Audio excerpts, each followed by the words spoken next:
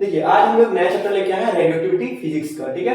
तो रेडियोएक्टिविटी क्या होता है बेसिकली हम लोग अभी जानेंगे। रेडियोएक्टिविटी क्या होता है? The spontaneous disintegration of certain atomic nuclei accompanied by emission of radiation is called radioactivity, ठीक है। मतलब क्या कि देखिए जो कुछ रेडियोएक्टिव एलिमेंट्स है मान लीजिए, ठीक है, जैसे एग्जांपल है uranium, thorium, radium, polonium etcetera, ठीक है। ये रेडियोएक्टिव एलिमेंट्स है, ठीक है। ये जब टूटते हैं ना तो तीन टाइप के रेस निकलते हैं, ठीक है। उन तीन टाइप का रे को हम लोग अल्फा रे, बीटा रे और गामा रे बोलते हैं, ठीक है। तीन टाइप के रेस को हम लोग अल्फा, बीटा और गामा बोलते हैं। तो देखिए अल्फा क्या होता है? अल्फा रे की कुछ प्रॉपर्टीज हैं। देखिए जैसे नेचर ऑफ चार्ज, जो अल्फा जो चार्ज है ना, अल्फा जो रे है उसका चार्ज पॉजिटिव होता है, जो बीटा रे है ना उसका चार्ज नेगेटिव होता है और गामा है न्यूट्रल, ठीक है। तो क्या होता है देखिए ऐसे कुछ ये है आपका रेडियोएक्टिव एलिमेंट्स जो है वो जब ब्रेक हुआ तो इस टाइप से डिफ्लेक्शन होता है, ठीक है। तो ये जो है डिफ्लेक्ट नहीं हुआ ना वो गामा है, ये है अल्फा, ये है बीटा, ठीक है। तो देखिए क्या हुआ, जो नेचर ऑफ चार्ज है अल्फा का पॉजिटिव, बीटा का नेगेटिव और गामा का न्यूट्रल होता है। स्पीड, जो स्पीड होता है अल्फा का जो स्पीड होता है 10 टू द पावर 7 मीटर पर सेकंड होता है, बीटा का स्पीड जो होता है 2.7 into 10 to the power 8 metre पर सेकंड होता है, और जो गामा का स्पीड होता है वो लगभग speed of light in air के बराबर होता है 3 into 10 to the power 8 metre पर सेकंड, ठीक है। देखिए अब आ जाता है आयोनाइजिंग पावर। जो आयोनाइजिंग पावर होता है ना अल्फा का वो सबसे ज्यादा होता है, उससे कम होता है बीटा का और उससे बहुत कम होता है वो गामा का होता है। तो इसे एग्जाम में अरेंज करने दे देता है। देखिए अल्फा सबसे ज्यादा है, उससे कम बीटा है, उससे बहुत कम है गामा, ठीक है, आयोनाइजिंग पावर के हिसाब से। नेक्स्ट है पेनिट्रेटिंग पावर, ठीक है, मतलब पेनिट्रेट कितना करेगा, ठीक है। तो देखिए सबसे कम जो पेनिट्रेटिंग पावर अल्फा का होता है, फिर बीटा का होता है, उससे ज्यादा होता है, और गामा का उससे और ज्यादा होता है, ठीक है। तो सबसे ज्यादा पेनिट्रेटिंग पावर जो है गामा का है, फिर बीटा का है, फिर अल्फा का है, ठीक है। तो आप लोग इसे क्या कीजिए अपनी कॉपी में नोट डाउन कर लीजिए, नोटबुक में नोट डाउन कर लीजिए, बहुत ही इंपॉर्टेंट है, एग्जाम में पूछे जा सकते हैं, बहुत ही ज्यादा चांसेस है। सो हमारा नेक्स्ट प्रॉपर्टी जो है बायोलॉजिकल डैमेज कितना करता है, ठीक है। तो अल्फा पार्टिकल जो है बहुत कम बायोलॉजिकल डैमेज करता है, उससे थोड़ा ज्यादा करता है बीटा पार्टिकल, और बहुत ज्यादा बायोलॉजिकल डैमेज करता है वो है गामा पार्टिकल, ठीक है। नेक्स्ट जो है मास, जो अल्फा का मास होता है वो 6.67 into 10 to the minus 27 kg होता है, बीटा का मास होता है 9.1 into 10 to the minus 31 kg होता है, और गामा का कोई मास नहीं होता, नो मास, ठीक है। चार्ज का ले लिया जाए तो अल्फा का जो चार्ज होता है वो कितना होता है 3.2 into 10 to the minus 19 coulomb होता है, बीटा का 1.6 into 10 to the minus 19 coulomb होता है, और गामा का 0 होता है। इसको हम लोग 2e भी लिख सकते हैं और इसको e लिख सकते हैं, ठीक है।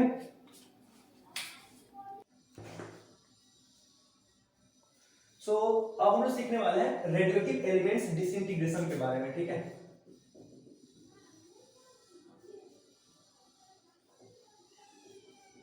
जब रेडियोएक्टिव एलिमेंट्स एटम के भीतर से निकलेगा तो क्या क्या चेंजेस होगा, ठीक है। जैसे मान लीजिए जब अल्फा रे निकल रहा है तो क्या चेंज होगा, बीटा रे निकलेगा तो क्या चेंज होगा, गामा रे निकलेगा तो क्या चेंज होगा, ये हम लोग देखने वाले हैं। यहाँ पे देखिए एक एटम है X, ठीक है, जिसका एटॉमिक नंबर जो है Z है, मास नंबर A है, ठीक है। जब उसके भीतर से अल्फा रे निकलेगा, ठीक है, कौन सा रे, अल्फा रे जब निकलेगा तो देखिए उसका मास नंबर A था वो कितना घट गया, 4 घट जाएगा, कितना घट जाएगा 4, मास नंबर 4 घट जाएगा, और उसका एटॉमिक नंबर जो है वो 2 घट जाएगा, ठीक है। तो देखिए 4 जो है मास नंबर और 2 एटॉमिक नंबर किसका हो जाता है, किसके बराबर होता है, हीलियम एटम के बराबर होता है, ठीक है। वैसे एक एग्जांपल लिए यूरेनियम है, ठीक है, जिसका मास नंबर 238 है और एटॉमिक नंबर 92 है, उसके अंदर से अल्फा पार्टिकल निकल रहा है, तो क्या होगा, मास नंबर 4 घट जाएगा, तो 4 घटने के बाद 234 हो जाएगा, और एटॉमिक नंबर 92 था वो घटने के बाद कितना हो जाएगा, यहाँ पे 90 हो जाएगा, ठीक है। तो देखिए कितना होगा, मास नंबर 4 घट गया, एटॉमिक नंबर 2 घट गया, किसका है 90, एटॉमिक नंबर थोरियम का है, ठीक है। और किसके कितना घटा है, यहाँ पे 2 घटा, और यहाँ से कितना घटा है, मास नंबर 4 घटा, किसके बराबर है, हीलियम एटम के बराबर है। सिमिलरली देखिए जो बीटा एटम है, ठीक है, जो बीटा रे निकलेगा जब तो क्या होगा, एलिमेंट X था, ठीक है, उसका mass number A, atomic number Z था, ठीक है। जब उसके अंदर से बीटा रे निकलेगा तो क्या होगा, मास नंबर सेम रहेगा, मास नंबर देखिए कोई चेंजेस नहीं है, और एटॉमिक नंबर 1 बढ़ जाएगा, ठीक है। तो 1 बढ़ा ना, तो एक -1 घटा दीजिए, क्योंकि यहाँ पे 1 बढ़ा है तो -1 करना है, और यहाँ पे कोई चेंजेस नहीं इसलिए 0। ये किसका है, ये बीटा का रे के बराबर है, ठीक है, और इसको इलेक्ट्रॉन्स के बराबर भी लिख सकते हैं, ठीक है। ये भी लिख सकते हैं इसकी जगह। तो देखिए एक पोलोनियम एटम ले लीजिए जिसका वैल्यू है मतलब मास नंबर 214 है, एटॉमिक नंबर 82 है, इसके अंदर से बीटा रे निकलेगा। तो देखिए क्या होगा, मास नंबर सेम रह जाएगा, ऊपर में देखिए कोई चेंजेस नहीं है ना, तो यहाँ भी कोई चेंजेस नहीं होगा, ठीक है। और जो एटॉमिक नंबर है वो क्या हो जाएगा, एक बढ़ जाएगा, ठीक है, फार्मूला के हिसाब से एक बढ़ जाएगा, ठीक है। वो किसके बराबर होगा, बीटा एटम बराबर होगा। सिमिलरली यहाँ पे देखिए गामा रे, जब गामा रे निकलेगा ना तो उसके अंदर कोई चेंजेस नहीं होगा, ठीक है। जैसे जो गामा रे निकलेगा वहां पे कोई चेंजेस नहीं होगा, क्यों, वो अनचार्ज है, ठीक है। तो देखिए यहाँ पे से हम लोगों ने नोट बना रखा है यहाँ पे कि क्या होगा, मास नंबर में क्या चेंज होगा, जब अल्फा रे निकलेगा, अल्फा रे जब निकलेगा तो मास नंबर 4 घट जाएगा, एटॉमिक नंबर 2 घट जाएगा। जब बीटा रे निकलेगा तो क्या हो जाएगा, बीटा रे जब निकलेगा तो मास नंबर में कोई चेंज नहीं होगा, एटॉमिक नंबर 1 बढ़ जाएगा, और गामा रे निकलेगा तो कोई चेंज नहीं होगा। तो इसे आप इसको नोट कर लीजिए, बहुत बहुत बहुत इंपॉर्टेंट है, वेरी इंपॉर्टेंट है, ठीक है। आपके आईसीएसई एग्जाम के लिए, स्टेट बोर्ड एग्जाम के लिए बहुत ज्यादा इंपॉर्टेंट है।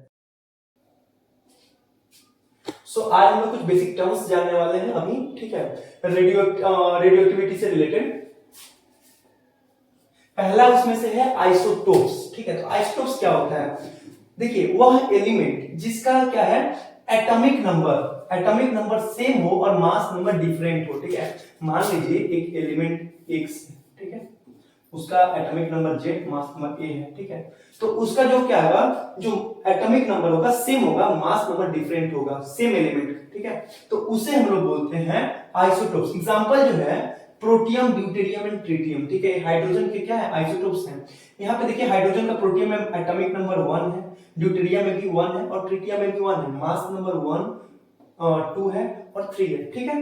सिमिलरली कार्बन का जो है देखिए एटॉमिक नंबर 6 है, यहाँ भी 6 है और मास नंबर क्या है, 12 और 13 है। तो जिसका एटॉमिक नंबर सेम होगा, मास नंबर डिफरेंट होगा, उसे बोलते हैं आइसोटोप्स, ठीक है।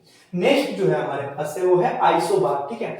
आइसोबार क्या होता है, यहाँ पे डिफरेंट एलिमेंट, ठीक है, जिनका मास नंबर सेम होगा और एटॉमिक नंबर डिफरेंट होगा। यहाँ पे डिफरेंट एलिमेंट के लिए होता है, ठीक है।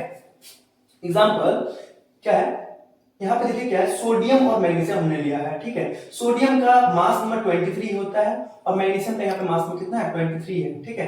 और इनका एटॉमिक नंबर क्या डिफर कर रहा है, ठीक है। तो वह एलिमेंट, ठीक है, डिफरेंट एलिमेंट जिनका मास नंबर सेम होगा, एटॉमिक नंबर डिफरेंट होगा, उसे बोलेंगे आइसोबार, ठीक है। और जो तीसरा जो है वो है आइसोटोन्स। तीसरा टर्म क्या है, isotones. The atoms having different number of proton but same number of neutron are called isotones, ठीक है।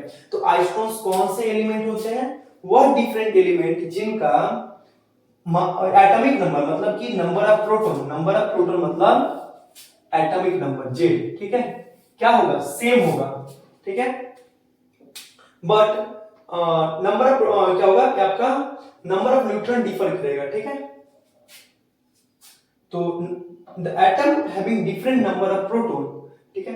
तो मान लीजिए क्या है, यहाँ पे इसका प्रोटॉन कितना 11 है और यहाँ पे कितना है, प्रोटॉन नंबर ऑफ 12 है, ठीक है। तो the atom having different number of proton but same number of neutron are called isotones. तो यहाँ पे देखिए क्या होगा कि यहाँ पे इनका मास नंबर भी अलग है और एटॉमिक नंबर भी अलग है। तो इनका जो नंबर ऑफ न्यूट्रॉन कैसे निकालते हैं हम लोग, नंबर ऑफ न्यूट्रॉन का मतलब होता है n equal to a minus z, ठीक है। ये हमारा a हो जाता है, a हमारा z हो जाता है। तो a कितना हमारे पास 23, z कितना 11, 23 माइनस 11 हमारे पास कितना आ जाएगा, यहाँ पे 12 हो जाएगा। नंबर ऑफ न्यूट्रॉन कितना हो गया, 12। सिमिलरली यहाँ पे n इक्वल टू क्या होगा, a माइनस z। तो यहाँ पे n a कितना है आपके पास 24 माइनस 12 मतलब 12 हो जाएगा। तो नंबर ऑफ न्यूट्रॉन क्या है, बराबर है। तो यहाँ पे नंबर ऑफ वह एलिमेंट जिनके नंबर ऑफ प्रोटॉन डिफर करेंगे और नंबर ऑफ न्यूट्रॉन सेम होंगे, उन्हें बोलेंगे आइसोटोन। सो ये आप लोग क्या कीजिए, जो तीनों डेफिनेशन है ना, इसको नोट कर लीजिए, बहुत ज्यादा इंपॉर्टेंट है, ये भी एग्जाम में बहुत बार पूछे जाते हैं, ठीक है। स्पेशली आईसीएसई में तो बहुत ज्यादा ही पूछे जाते हैं, तो आप इसको नोट कर लीजिए।